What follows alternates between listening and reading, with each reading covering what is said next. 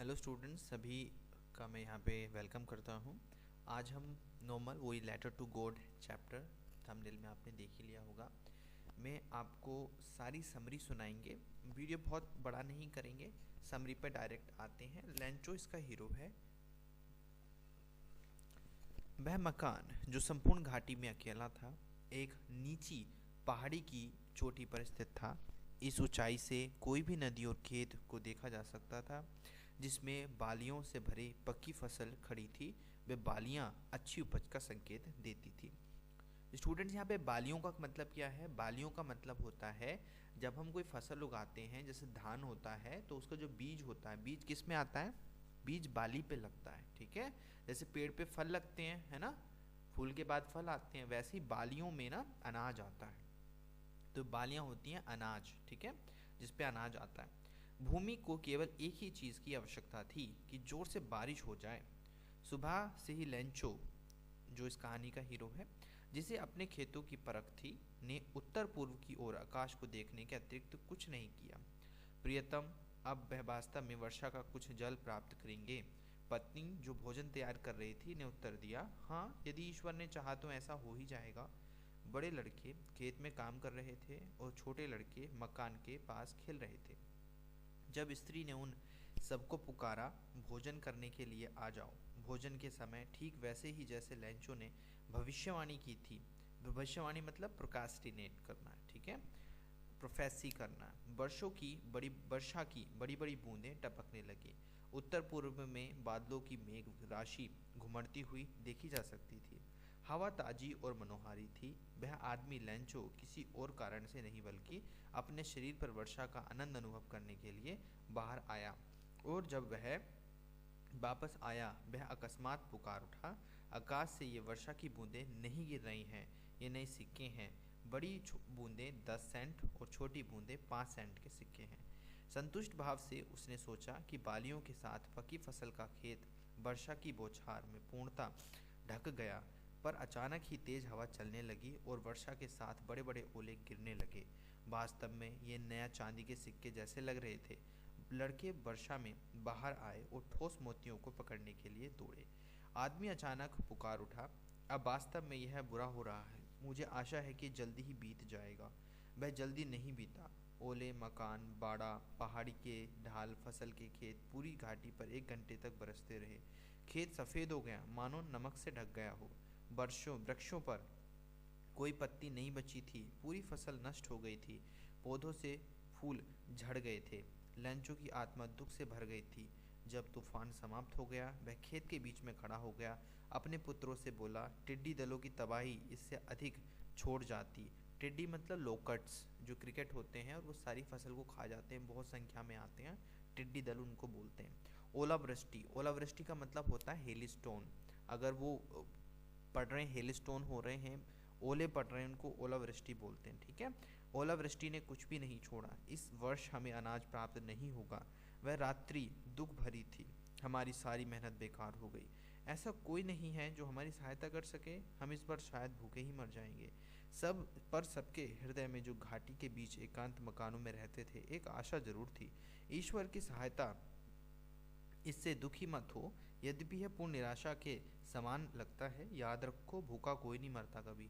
यह बात है जो लोग कहते हैं, कोई भूखा नहीं मरता। पूरी रात लेंचो अपनी एकमात्र आशा, ईश्वर की सहायता के बारे में सोचता रहा। लेंचो को जैसा सिखाया गया था, वह कहता है कि ईश्वर की आंखें हर चीज़ को देखती हैं, यहाँ तक कि किसी के अंतःकरण में, अंतःकरण मतलब होता है मन में क्या है, ये उसे भी देख लेती हैं। लेंचो बैल की भांति काम करने वाला व्यक्ति था। वह खेतों में पशुवत, पशुओं की तरह, ठीक है, पशुवत का मतलब पशुओं की तरह काम करता था। फिर भी वह लिखना जानता था। अगले रविवार को सवेरे उसने पत्र लिखना शुरू किया, जिसको वह स्वयं कस्बे में ले जाएगा और डाक में डालेगा। ये ईश्वर को पत्र लिखे जाने से कम नहीं था। उसने लिख दिया, ईश्वर, यदि आप मेरी सहायता नहीं करेंगे तो मेरा परिवार और मैं इस वर्ष भूखे रह जाएंगे। मुझे 100 पीसो, वहाँ पे रुपए को पीसो बोलते हैं, जैसे हमारे यहाँ पे रुपए बोलते हैं, ठीक है, और अमेरिका में डॉलर बोलते हैं, वैसे ही उसकी जगह पे पीसो बोला जाता होगा, ठीक है, की आवश्यकता है। मुझे 100 रुपयों की यानी कि पीसो की आवश्यकता है। जिसके कारण मैं अपने खेत में पुनः बुवाई कर सकूं और फसल आने तक जी सकूं, क्योंकि ओलावृष्टि ने सभी बर्बाद कर दिया। उसने लिफाफे में लिख दिया, सेवा में ईश्वर को। पत्र को लिखकर लिफाफे में रख दिया। परेशानी की हालत में वह कस्बे में गया। डाकखाने में उसने पत्र पर डाक टिकट लगाया और पत्र को पत्र पेटिका में डाल दिया।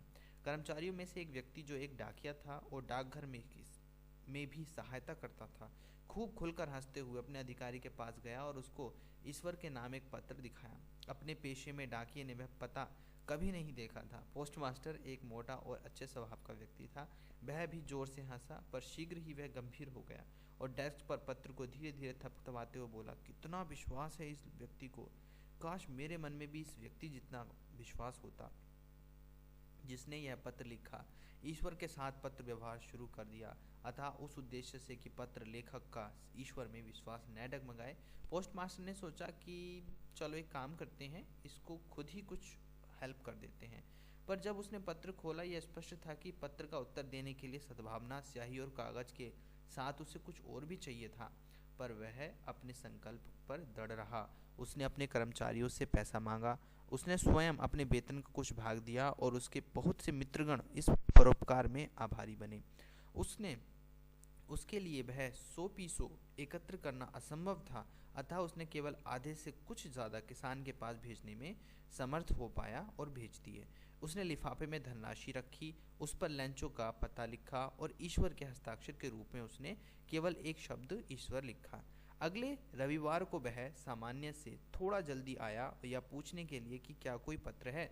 डाकिये ने स्वयं उसको एक पत्र दिया, जबकि पोस्टमास्टर, जिसने ये नेक कार्य किया था, संतोष का अनुभव करते हुए अपने कार्यालय से लैंचो को देखता रहा। लैंचो ने धनराशि देखकर तनिक भी आश्चर्य नहीं किया। ऐसा था जिसके विश्वास पर जब उसने धनराशि गिनी वह प्रसन्न हुआ। ईश्वर गलती नहीं कर सकता और न ही ईश्वर लैंचो को वह देने के लिए मना कर सकता है जो मांगा था। तुरंत लैंचो कागज और कलम मांगने के लिए खिड़की पर गया। लिखने की सार्वजनिक मेज पर लिखना शुरू कर दिया। ऐसा करने के लिए प्रयत्न में उसने माथे पर बल पड़ गए। जब उसने पत्र लिया, वह डाक टिकट खरीदने के लिए खिड़की पर गया।